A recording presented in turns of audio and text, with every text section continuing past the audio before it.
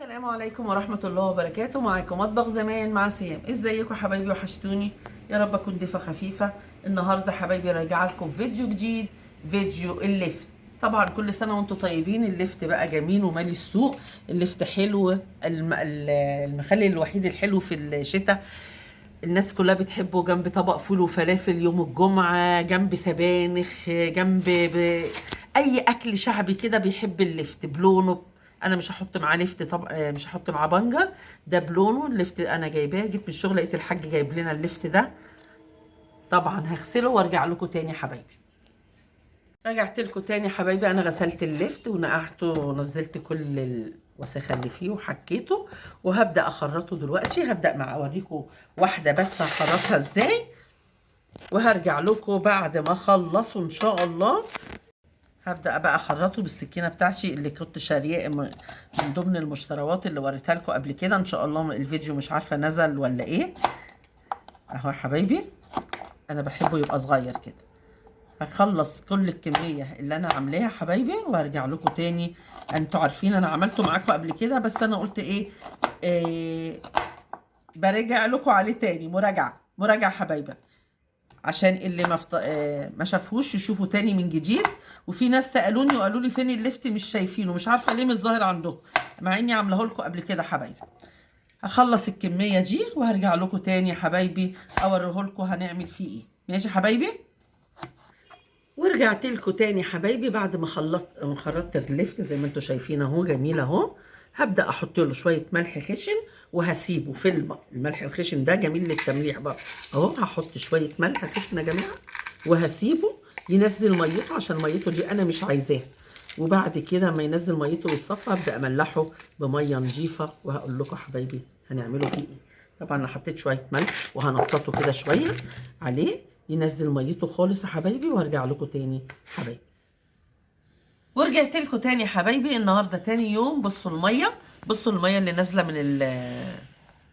من الليفت. طبعا انا حاطه عليه ملح من امبارح. بصوا الميه اللي نازله. الميه دي طبعا انا مش عايزاها، دي مش هستخدمها. جبت دلوقتي لتر ميه حبايبي اهو. هحط عليه كوبايه الا ربع خل كده زي ما انتم شايفين. الخل ده بيديله قرمشه لللفت. والبنجرايه اهي انا مش هحطها بحالها، انا هخرطها. ودي طريقتي معتمده وانتوا عارفين كده. اخرطها عشان انت لو حطيتيها بحالها ممكن تلون حته واحده، تحسي تلاقي اللفتايه عامله كده. بص يا حبايبي، ومعلقه سكر اهي. انا جايبه لكم العده كلها معايا. واحط على كل لتر ميه 4 معالق ملح اهم زي ما انتم شايفين كده، لان الميه اللي بملح دي انا مش عايزاها. اهو حبايبي، حلو كده، حلو الكلام. طبعا لو ما عنديش شطه، انا فعلا ما عنديش شطه، فانا هحط معلقه هريسه من اللي انا عاملاها اهي يا حبايبي. وخلاص كده كل الحاجات دي همسك بقى اقلب. ده حلو قوي قوي قوي قوي. دي على فكره عايزه اقول لكم دي ميه سخنه وانا سايباها تبرد يا حبايبي. سايباها تبرد من بدري قبل الهوا، قبل ما اسجل لكم. سايباها شويه كده ماشي. هقلبها حلوه قوي ومتقلبايه كده جميله. وتعالوا كده حبايبي، انا اهو برطمان نضيف زي الفل زي ما انتم شايفين كده. هعبي كل اللفت ده بدون اي حاجه اهو. طبعا انا قلت لكم امبارح التخريطه الجميله، بنتي مساعداني في التخريط والله. وفي لفت تاني، اللفت انتوا كنتوا شايفينه في التصوير، اللفت كان كتير. انا في لفت شلته الرمضان، شلته حافظاه بحاله، شايله اللفتايه بحالها في البرطمان، وهفتح عليه قبل رمضان ان شاء الله وابدا اخرطه، عشان ده ممكن ما يقعدش رمضان ده يخلص، لان انا حبايبي كتير وبقعد افرق منه. ف دوت حبايبي كده زي ما انتوا شايفين اهو. برطمان ادي الميه اهي حبايبي، ما خدناهاش، ماليش دعوه بيها. خلاص الميه دي خلاص كده. والكميه اللي كانت معموله في البرطمان يا دوبك عبت البرطمان الحمد لله. ودي الميه اللي انا عاملاها. هبدا املى البرطمان بيها.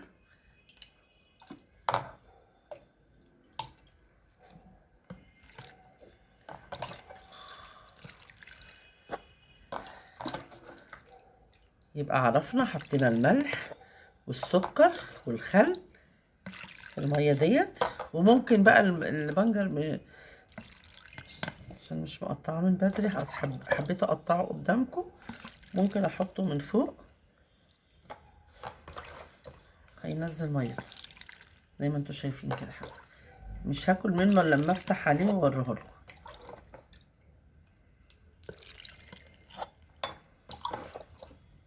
بصوا يا حبايبي انا مليت البرطمان اهو وكملت حطيت عليه الميه، والبنجر ما نزلش ميته قوي حمار، فانا هستفيد احطه من فوق كده كده.